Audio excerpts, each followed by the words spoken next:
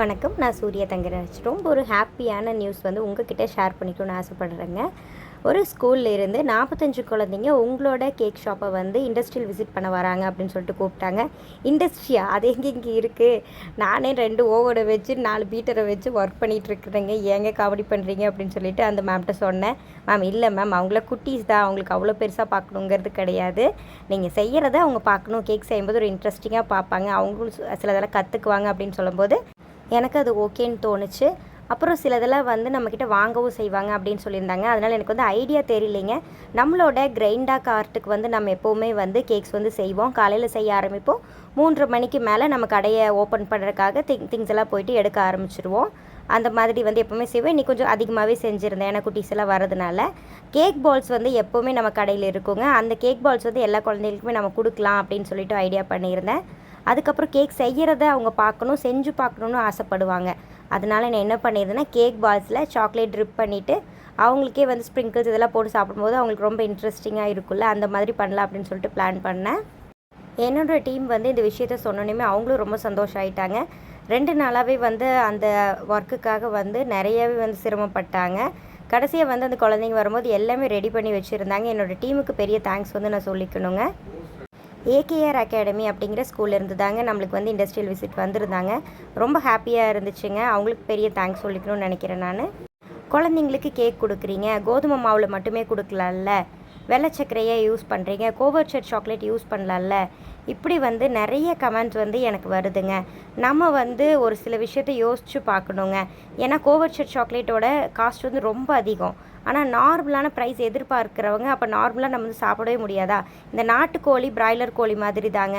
ஒரு நாட்டுக்கோழி முட்டையை எடுத்துக்கோங்க, 20 ரூபாய்க்கு விற்கிது. ஆனால் பிராய்லர் கோழி முட்டை வந்து நம்மளுக்கு 6-7 ரூபாய்க்கே கிடைக்கிது. அது எல்லாத்துனாலையும் வாங்கி சாப்பிட முடியாது இல்லைங்க. அதுதான் வந்து இங்கேயும் நிலமை. அந்த ரேஞ்சுக்கு ப்ரைஸ் கொடுத்து நம்ம கஸ்டமர் வாங்கிக்கிறாங்க அப்படிங்கும்போது கண்டிப்பாக நாங்களும் அது செய்வோம். ஆனால் இப்போ நார்மலாகவே ப்ரௌனிஸ், இந்த மாதிரி பால்ஸ், கேக் பால்ஸ்லலாம் வந்து நம்ம கோதுமை மாவு தான் யூஸ் பண்ணுறோம். அதையும் விட நம்ம எல்லாமே வந்து ஆர்கானிக்னே பண்ண முடியாதுங்க. இதில் கண்டிப்பாக வந்து அந்த மாதிரி பண்ணி இந்த பிஸ்னஸ் நம்ம செய்யவே முடியாது. அதுதான் உண்மை. ஹோம் பேக்கர்ஸை பொறுத்த வரைக்கும் ரொம்ப க்ளீனாக செய்கிறோங்க. அப்போதைக்கு அப்போ தான் செய்கிறோம். இன்னொன்று, அதை வந்து எப்படி ப்ரிசர்வ் பண்ணுறது அப்படிங்கிறது உண்மையாலுமே தெரியாது. நாங்கள் செய்கிற கேக்ஸ் எல்லாம் வந்து 2 நாள் 3 நாள் கெட்டு போயிருங்க. அதனால் அதுக்கு மேலே அதை வச்சுருக்கவும் முடியாது. அன்னன்னைக்கானது அன்னன்னைக்கு செய்கிறோம். சேல்ஸ் வந்து அளவாக வந்து ஆகுது. அதுக்களவாக நாங்கள் செஞ்சுக்கிறோம். இப்படி தான் வந்து பிஸ்னஸ் போயிட்டுருக்குது. நான் பல்காக செய்கிறேன், ஆனால் க்ளீன் இல்லாத இடத்துல செய்கிறேன், இன்னுமே ரேட் கம்மியாக கொடுக்குறேன் அப்படிங்கிறத விட ஹோம் பேக்கர்ஸ் கிட்ட வாங்குறது எவ்வளவோ பெட்டருங்க. கண்டிப்பாக வந்து சுத்தமாக தான் நாங்கள் வந்து செய்கிறோம்.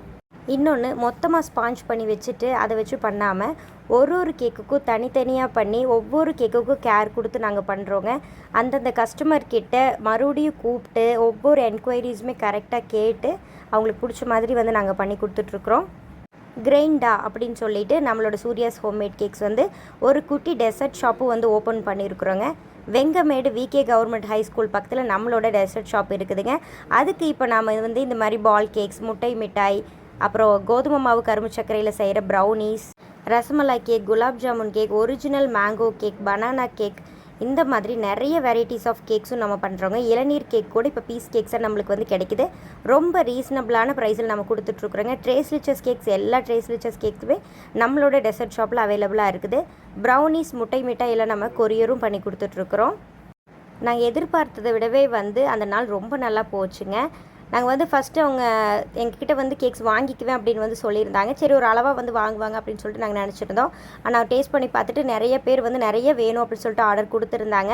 சரி, ஸ்கூல் க்ளோஸ் பண்ணுற டைமுக்குள்ளே நாங்கள் ஸ்கூலுக்கே கொண்டு வந்து டெலிவரி பண்ணிடுறேங்கன்னு சொல்லிவிட்டு அவங்க ஒரு 12:30 கிளம்புனாங்க. நாங்கள் வந்து ஒரு 4 o'clock எல்லா கேக்ஸுமே கொண்டு போய் அவங்களுக்கு நாங்கள் டெலிவரி பண்ணிட்டோங்க. இந்த மாதிரி வாய்ப்புகள் வந்து திடீர்னு எதிர்பார்க்காமல் நம்மளுக்கு கிடைக்குங்க. அதுக்கு நாம் வந்து தயாராக இருக்கணும் எப்போவுமே.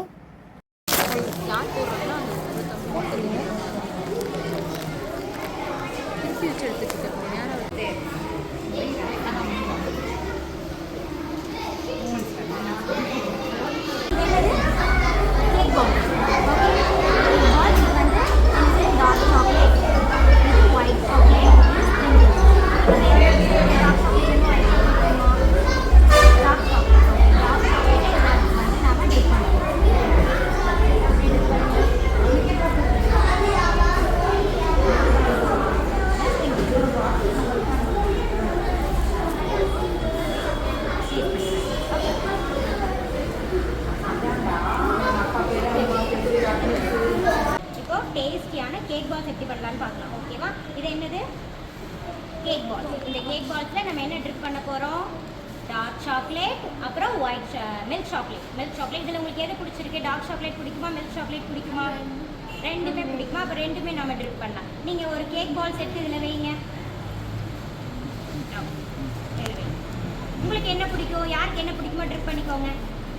இது வந்து டார்க் சாக்லேட். இதை எடுத்து நீங்கள் இப்படி இந்த மாதிரி ட்ரிப் பண்ணும்போது நம்மளுக்கு ஃபுல்லாக ஈவனாக ஸ்ப்ரெட் ஆகும். கரெக்டாக? மில்க் சாக்லேட் இந்தாங்க உங்களுக்கு டார்க் சாக்லேட்.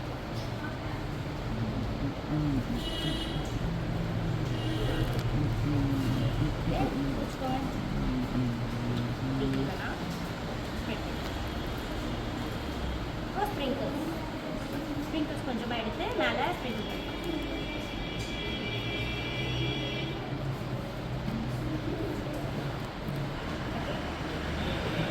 ஸ்ப்ரிங்கிள்ஸ் போட்டுக்கோங்க.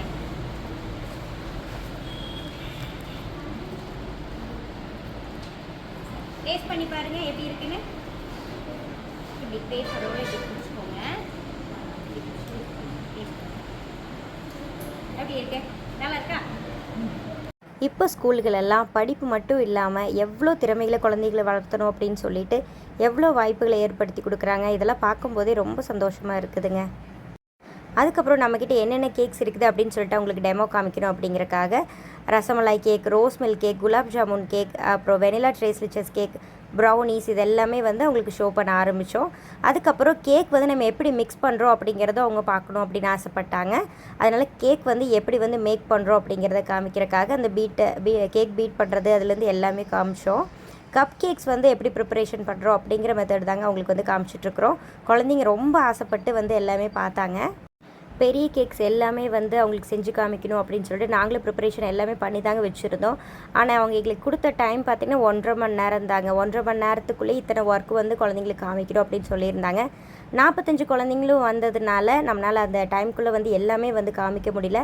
அதனால் கப் கேக்ஸ் மிக்ஸ் பண்ணுறதும், அந்த சாக்லேட் ட்ரிப் பண்ணிவிட்டு கேக் பால்ஸ் கொடுக்குறதும், குழந்தைங்களுக்கு என்னென்ன வேணும் அப்படிங்கிறத அவங்ககிட்ட கேட்டு அதை கொடுக்கறதுக்குமே வந்து கரெக்டாக இருந்துச்சு டைமு. அவங்க கொடுத்த ஆர்டரை டைம்குள்ளே நாங்களும் ப்ரிப்பரேஷன் பண்ணி டெலிவரியும் பண்ணிட்டோங்க. இந்த வாய்ப்பு எங்களுக்கு வந்து கிடைச்சது ரொம்ப சந்தோஷமாக இருந்துச்சு. ஏகேஆர் அகாடமிக்கு ரொம்ப தேங்க்ஸ் வந்து நாங்கள் சொல்லிக்கிறோங்க.